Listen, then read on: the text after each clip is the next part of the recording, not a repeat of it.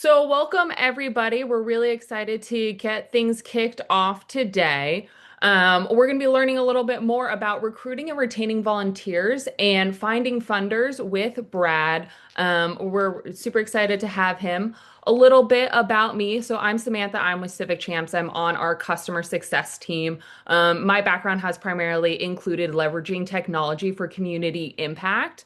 But more importantly, I'm really excited to have Brad Fulton here today. If you could go ahead and share a little bit of information about you, we'd be really lovely to get to know you. Sure. Yeah. Well, I'm very excited to be here and to be able to share with you all what I'm doing. I'm a professor at Indiana University with a focus on nonprofits, philanthropy, and data science. And I'm also the CEO of Smart Charity, which I'll be sharing more about in the second half of this webinar. But I love the nonprofit sector and everything about it, and I want to see it thrive. Amazing. So, a couple of logistics today. We'll be sharing the slides and the recording after the completion of the webinar. So, feel welcome to put the notes aside and just be active and engaged with that.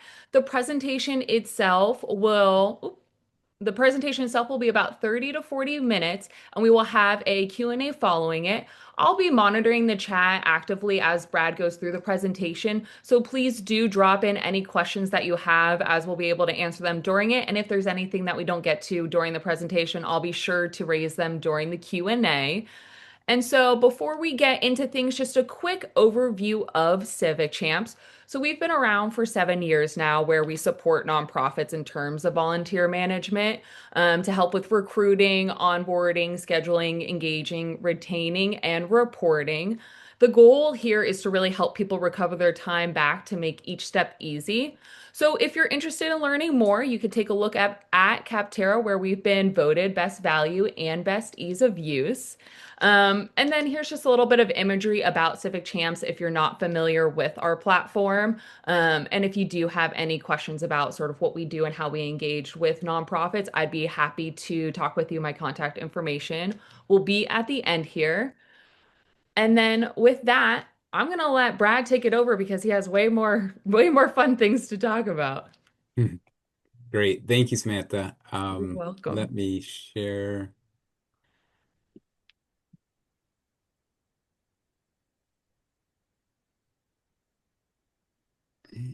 Oops.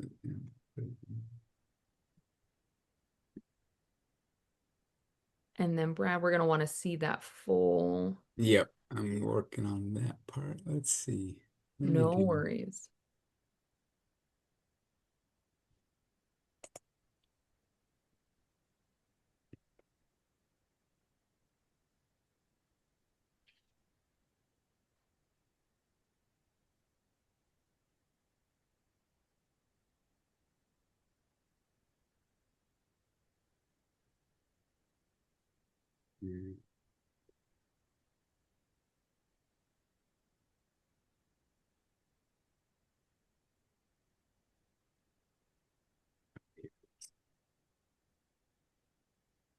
Right. Okay. Now do you see everything? Perfect. Looks Perfect. great. All right. Well, to give you a little bit of background about myself, prior to becoming a professor, I worked in the nonprofit sector for 15 years, and two of our biggest challenges were recruiting and retaining volunteers and finding funders to fund our work. And so now, as a professor, I dedicate basically all of my time and research to those two questions of looking at the people involved in nonprofits and then how to increase the funding for nonprofits, how to make more money flow through the sector. So you kind of get two webinars for one in this one. And so I'm going to start with the first one on recruiting and retaining volunteers by observing civic engagement. And this is research that's comes out of the Observing Civic Engagement Lab. And I'm going to kind of explain to you our methodology and then how it can be used, how the findings can be used to help nonprofits both recruit and retain volunteers. So the focus is like civic life in action. So this is more on the ground nonprofits that are rooted in communities and working directly with people as volunteers and as beneficiaries. And one of the biggest questions in the field is what happens in community-based organizations. We know a lot about community-based organizations, their history, their organizational structure, their finances, but actually what goes on inside these organizations on a day-to-day basis is a bigger question. And so one way to get at that is to conduct survey research. And you've all probably been a part of a survey study where you get sent a survey and you fill it out. It's typically retrospective, and you're usually filling it out as a representative or leader of your organization, sort of estimating on behalf of the whole organization. Surveys are great in that they give you a broad picture, but they're fairly shallow in the sense that they don't really tell you the finer grained details. The way you get that is through ethnography. And ethnography is a fancy word for basically going into an organization, sitting with it for several months or even a couple of years, and just taking detailed notes on everything that goes on within a particular organization. So it provides very deep analysis, but it's very narrow because you're only doing one organization. So at the Observing Civic Engagement Lab, what we've come up with is a method that sort of takes the benefits of both of these approaches, and it's called Systematic Social Observation, or SSO for short. And it provides both a broad and deep analysis of organizations. And the systematic social observation is sort of what the name implies, is that we systematically conduct ethnographic or social observation of community organizations. And what we've done is we've built an app, and this is a team that's sort of part of our data science team, put together this SSO app, which allows researchers to go into community organizations, so hundreds of community organizations, and go to their meetings, so thousands of meetings. And they're collecting data on over 1,000 variables. And so you can see in our app, like we measure convening basics in terms of like where the convening is happening and what time does it start and all of those things. The format of the convening spaces, like is it an outdoor space? Is it indoor? Is it behind locked doors, or is it a public space, or is it a cafe? We take photos of the space. We register all the times and counts of people who are coming. So basically, anything about a convening or gathering that your organization has, we will measure that. And we do that systematically so that we're measuring the same thing across all these organizations, across all their convenings. And so we're collecting tons and tons of Mm. data on civic life. So here's an example of one of our researchers. They plant they plant themselves in the back of the room of the convening, and you see she has her iPad there, and she's just documenting all the stuff. So we look at who's leading the convening, or are they making decisions during the convening. So she's just documenting all the different things. And what's fascinating that we've found, because we wondered, well, gosh, is there going to be an observer effect? Like, are people not going to say certain things because there's someone in the room? Amazingly, most organizations forget that there's someone in the back of the room. And we know that because they are saying things that they probably wouldn't say in public, and yet we record that. One of the things that I also say is we don't document any type of identifying information about the participants. So it is completely anonymous. What we're interested in is the internal dynamics of these organizations.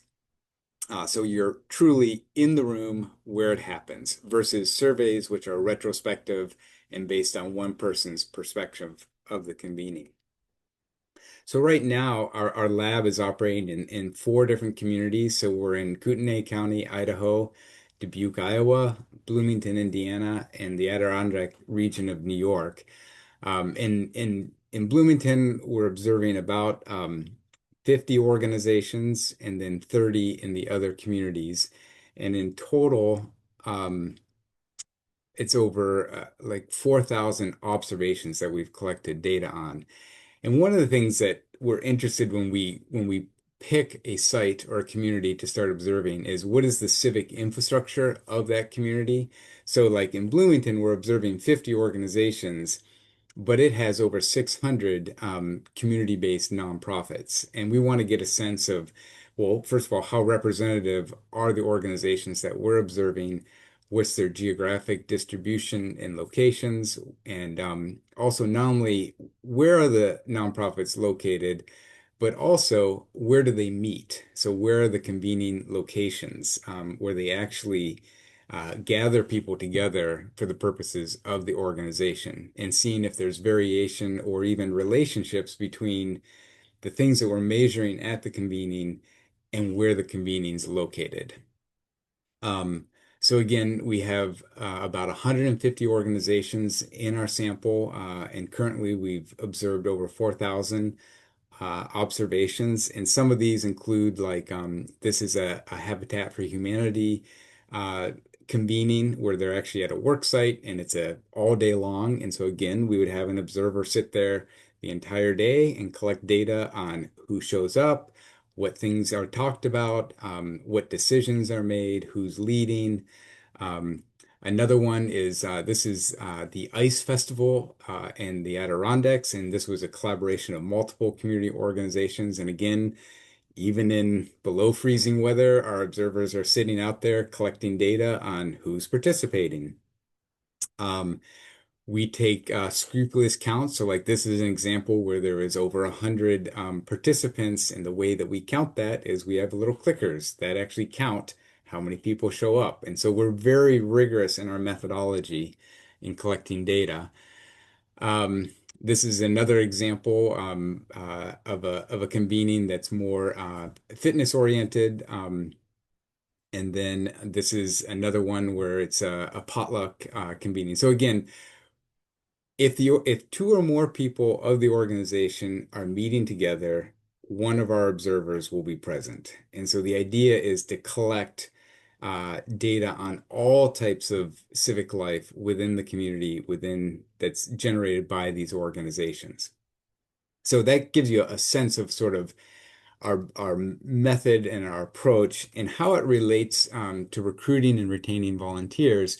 And this is stuff that we're analyzing the data, and these are some preliminary sort of findings that we have. But also, I want to share this with you because I think it could be really valuable for you to apply the systematic social observation methodology to your organization. And in the app that we created, it's one it's free to use, that we would collaborate with you and talk about how we could implement it in your organization. But some of the findings that we have is this concept of bridging without bonding. So a lot of organizations emphasize, hey, let's have a demographically diverse composition of participants. So that could be racial and ethnic diversity, it could be age diversity, gender diversity, religious diversity. And so what we're able to do is document the actual levels of diversity across these different dimensions within the convenings. And so you could actually have a convening or a gathering where it's very diverse. And you would even look at the room and say, wow, this is a diverse, age diverse gathering of people. However, with our methodology, what we're able to get at is the convenings that have bridging, so diversity, without bonding. And so what we would see potentially is you might have a very age diverse convening, but there's no cross-age interaction. And so we document all types of interaction, like do young people interact with old people?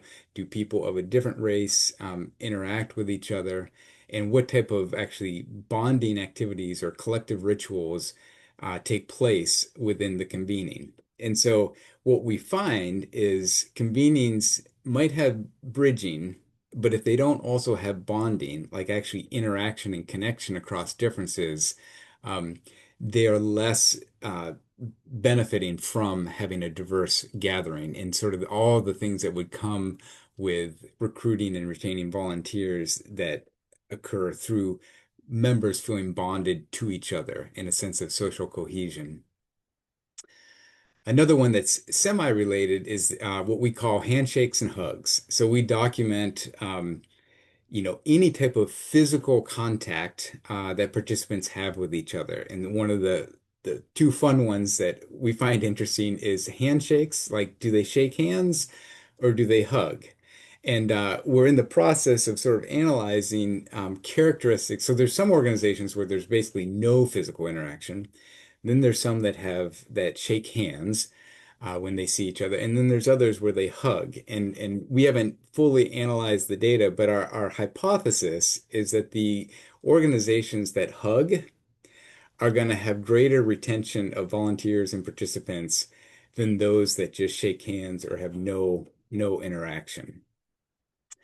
Another one that again that we collect data on is the difference between gathering participants and organizing participants. And so, in general, every convening that occurs is gathering people, but not all convenings are implementing organizing tactics. And organizing comes out of the field of community organizing, where you're bringing together people for a shared purpose to accomplish a specific goal. And so it's actually strategic in terms of training and developing leaders, helping people to articulate their public voice.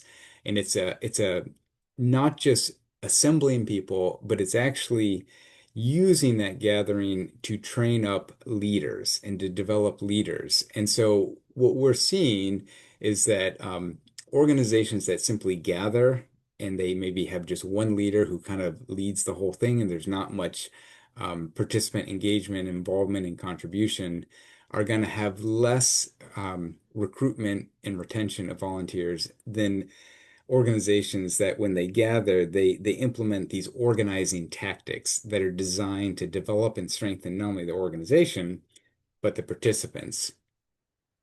Um, and the last one that we're looking at is this idea of collective decision making. So organizations inevitably make decisions, but decisions are not all made in the same way. Sometimes it's just the leader who makes the decision autonomously. Other times it's the board that makes the decisions. Or there's times where it's a collective decision making, where all the volunteers and participants are involved in the decision making process and even in the final voting and ultimately the implementation of those decisions. And so again, we're able to see uh, when an organization is making a decision, how is that decision made and who's involved? And that has an impact on the likelihood of retaining volunteers. The ones that have more collective decision-making practices are going to be more likely to retain volunteers and retain participant engagement. Um, so that's some of the stuff on recruiting and retaining volunteers. I'd love to talk with any of you more about some of the specific stuff in your specific context, but this gives you a broad overview. Here are some of our observers. Our team continues to grow. I think we have over 50 observers now, and they're from a lot from Bloomington, but then other parts from the other sites that we're working. And so this research is being primarily funded by AmeriCorps and the Trust for Civic Life, both of whom are very, very interested in civic life within communities and civic organizations. So that's part one. And now I'm going to shift to part two, which is equally important. It's the idea of finding funders. So this is a completely different project. It kind of emerged out of the Philanthropy Research Hub at Indiana University, and it's formalized into the organization called Smart Charity. And one of the things we do is we help nonprofits find funders by classifying organizations. And so finding funders, the way that we approach this is we took all of the Form 990 data that every single organization has filed, so both foundations and nonprofits. And so it's about 250,000 foundations in the US and 1 million nonprofits. And every foundation that gives a grant lists out all their grants. And then each year, there's at least about 2.5 million grants that are distributed. And what we did is we compiled the list of all those grants and we matched them with the Form 990 of the grant recipient. And what that allowed us to do is to build this entire foundation grantee network of the entire sector so we can see the flow of money, who's giving to who, and even for one particular grantee, who are all the other foundations that give to it, where are their clusters of giving. And so this network allows us to analyze the data in a completely different way than if you just went on to Candid and did a search for a particular foundation or went to other grant funder finders that simply would do keyword searches. And so the next step that we did was we were developing customizable organization classifiers. And so one of the ways that we do this is whatever your issue area is, we will find a way to classify organizations, both foundations and nonprofits, according to that very specific classification. And we've done this with like um, aquaculture research, so a very specific type of biological research. We've also done it more broadly with entrepreneurship related organizations. So whatever your sort of niche is, we could classify the field according to that and identify which ones fit that classification. So by doing that, we're able to identify the foundations that are most likely to fund your nonprofit. And again, the data that we use is the IRS Form 990 data, which all of you are probably familiar with. And the reason why we're able to do this, I'm just going to blast through this real quick, is that in 2015, a federal court ruling ruled against the IRS, mandating that the IRS make all this data publicly available. So this was a win for the field that the IRS had to sort of make this stuff accessible and easily available. In 2019, they passed the Taxpayers First Act, which mandated that every nonprofit e-file, which is really critical because trying to code from paper filings is very difficult. But from 2021 forward, all 990s are e-filed. And then there's been huge technological advancements, specifically in generative AI and language models, which allows us to approach this in a very rigorous and comprehensive way that has really have never been able to be done before. And then also another critical factor is substantial federal and philanthropic funding. So our research and the research of others has received funding from primarily philanthropy to kind of say, hey, how can we leverage this new data and new technology to advance philanthropy? So I'm going to walk through some of the stuff I already talked about. There's 250,000 foundations, 1 million nonprofits, 2.5 million grants. Here's what a foundation would put on their Form 990. They would put the recipient and the purpose of the grant and the amount.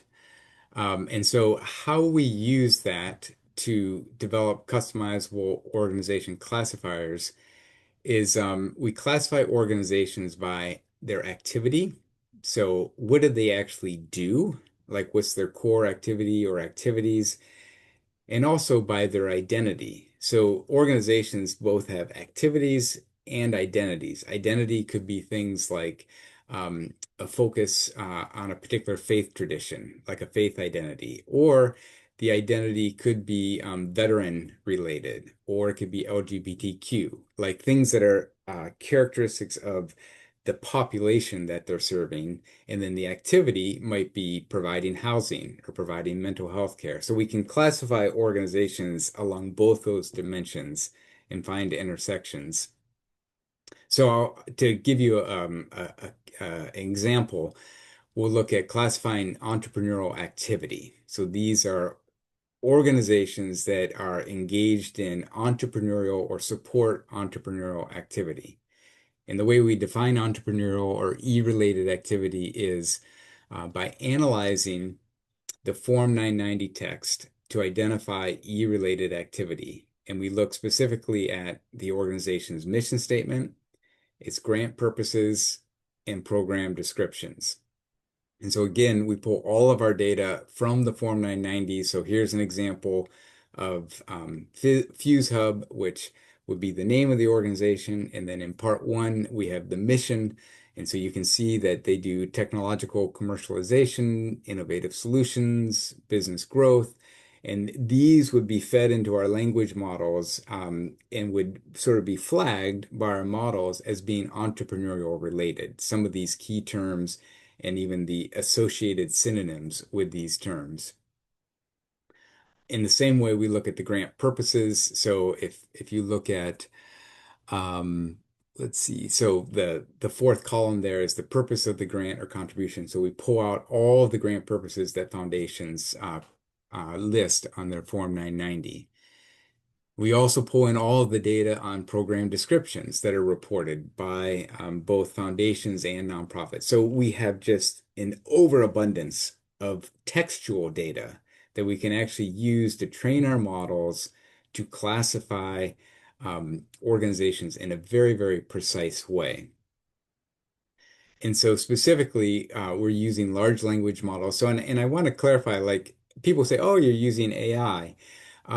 Yes and no. So if we were just using AI, what it would be is sort of like going into ChatGPT and plugging in the organization and saying, is this organization entrepreneur related? And that's just a very rough cut estimate. The models can hallucinate, and they're not going to give you really reliable outcomes. So instead, what we do is we build our language models from scratch using some of the models that are used to build things like ChatGPT and Claude. And so we use an ensemble of language models. So we don't just rely on one model, but we take a combination of multiple models to say, okay, if all four models indicate an organization being of a certain type, then we have a high confidence that the organization fits that particular classification.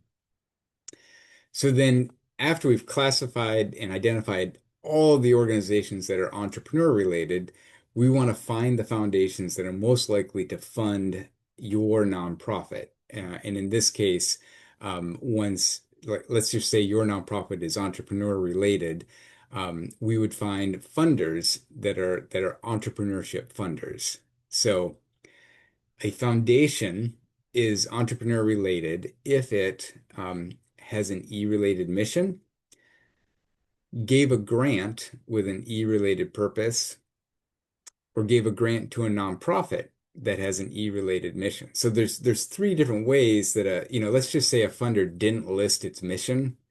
It wouldn't be excluded from our sample because maybe when it issued a grant, it listed out on its grant that the purpose of this grant has something that's entrepreneur related. Or even if it didn't mention the grant purpose, let's just say we know that it gave a grant to a nonprofit that has an E-related mission. And so this is comprehensive in the sense that we don't rely on the foundation to explicitly say what they fund. We look at their actual behavior of who they actually fund and have funded in the past to classify them as to whether or not they are E-related. So identifying E-related foundations, this is the findings from this analysis that we had done, that 262 foundations in the US have an explicit E-related mission. 6,630 gave at least one grant with an E-related purpose. And then 1,900 gave a grant to an E-related nonprofit. And so the total number of E-related foundations that we identified was 7,674.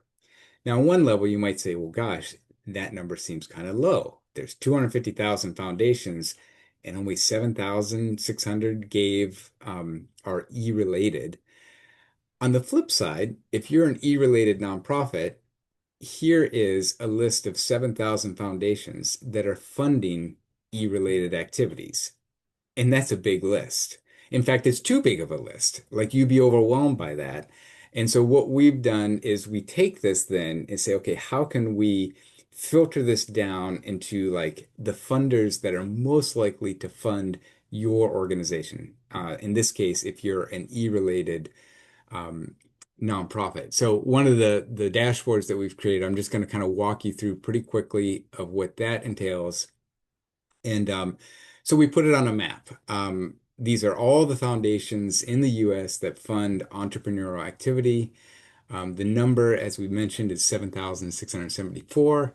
The total amount of assets that they manage is over 2 trillion. And the reason why it's 2 trillion is some of the biggest foundations fund at least some entrepreneurial activity. And so all their assets get included. The number of E-related grants given, and this was in fiscal year 2022, was 11,628. The amount of E-related grants given is over 2 billion. And the percentage uh, of all the grants that these foundations gave, 2% of their grant making dollars went to E-related activity. So again, this doesn't mean that 100% of their giving goes to entrepreneurial activity, uh, only 2%. But again, 2% is a large chunk when the total amount is 2 billion. The median E-related grant given is $7,000. Some of the metrics, you can, like if you go onto this map, you'd be able to filter down, let's say, I only want to look at the foundations with over 100 million in assets, or I only want to look at the ones that gave at least $500,000 in E-related grants. Or I want to look at the foundations that where, at least 50% of their grant making is to E-related activity. So this is a way to take the 7,000 and filter it down to the ones that are like the best fit for your organization. But even probably a better fit would be able to drill down geographically. So if we look at Pennsylvania, specifically, there's 314 E-related foundations, and that gives you some of the other metrics. And what you would be able to do is drill down into the state of Pennsylvania, and let's just say you're located in Pittsburgh. And so you could say, okay, I want to find all the E-related foundations in my community, Pittsburgh. And I wish Gung was on this call because he would appreciate this because we could see that in Pittsburgh there's 99 E-related foundations. And what you're able to do then is drill down into Pittsburgh. So again, we're trying to find the funders that are most likely to fund your nonprofit. And so you do that both by the financial characteristics of the funder, but also the geographic location. And so if you look here, you would have a list of all the foundations in Pittsburgh that are E-related foundations. And it would also list out how much they gave in funding that was E-related and what percentage that is of their total funding. And another way that we're building this out is what we would call the Funder Finder app.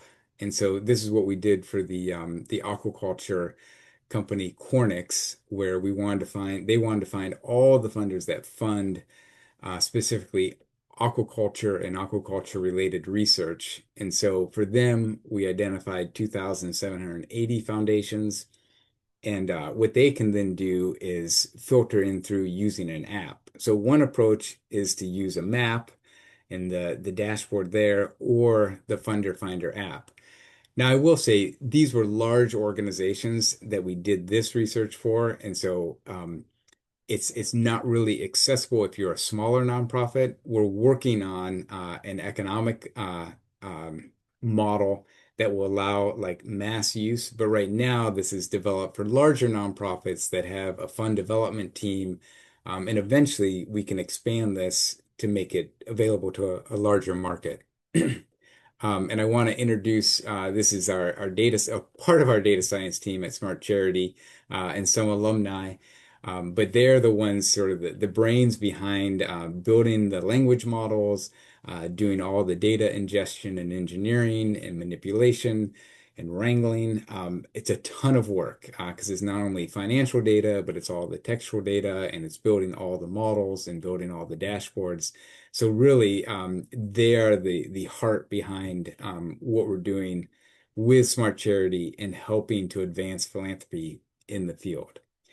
So that gives you a broad view, a fire hose of both how to recruit and retain volunteers by observing the internal dynamics of your organization, and then also how to use data science to find funders that are most likely to fund your nonprofit.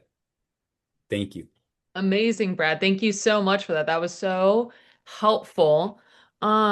We did have a question pop in about this is largely US focus, and there are folks here from Canada and other regions, and so wanted to see sort of how that looks for a multi-regional organization.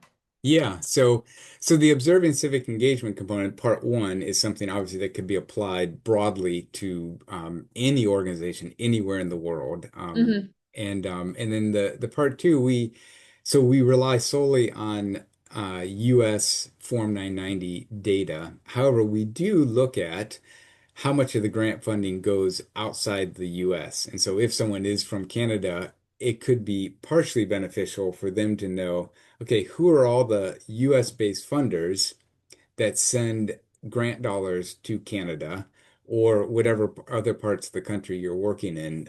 We would be able to identify those funders. So, to some extent, this idea of classifying organizations, we could say, which of the U.S. foundations are Canadian friendly in the Mm, sense that they send grant funding to Canada or even have sort of a particular focus or mission that's committed to Canada or another country in the world? huh. That's really interesting. Thank you.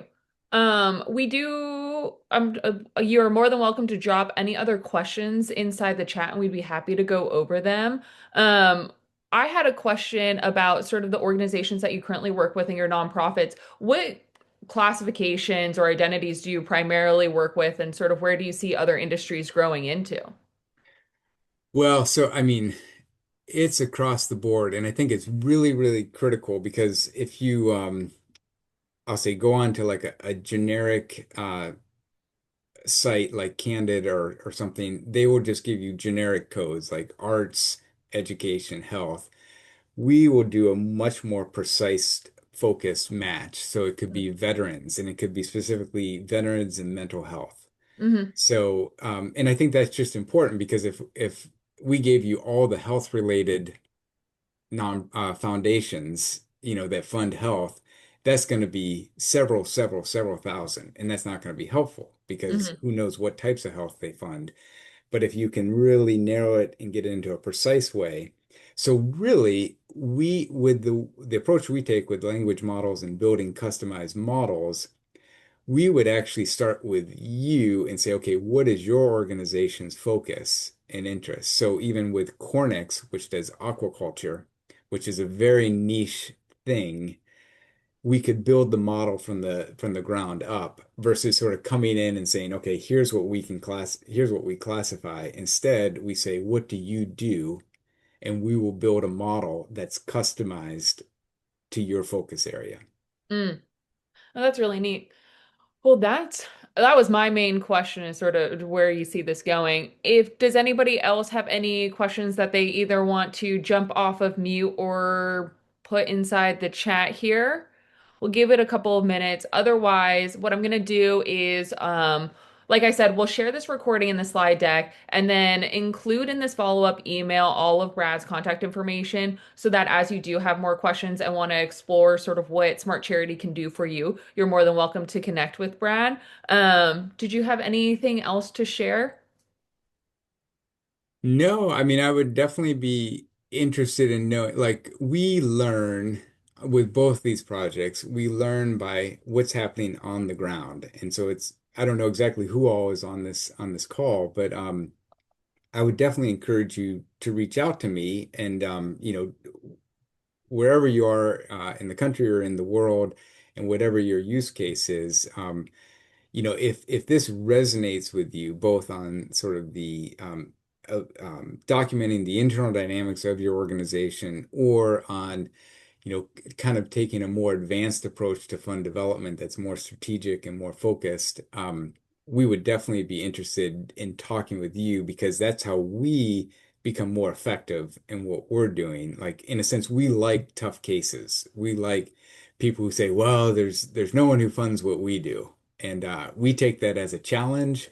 And we in a gracious way want to prove you wrong and help you identify an abundance of funders that fund exactly what you do. Yeah. That brings me to another question. Can you share either one of your favorite success stories about either finding funding or like the successfulness of the retaining of volunteers?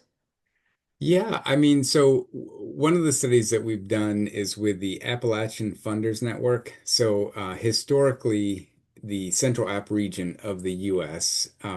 Has received disproportionately less philanthropic funding, and the Appalachian Funders Network is committed to attracting more resources to the Central App region of the U.S., specifically philanthropic resources in their case, and uh, over a year ago, we had done an initial analysis of identifying every foundation that has given at least one grant to a nonprofit in the Central App region.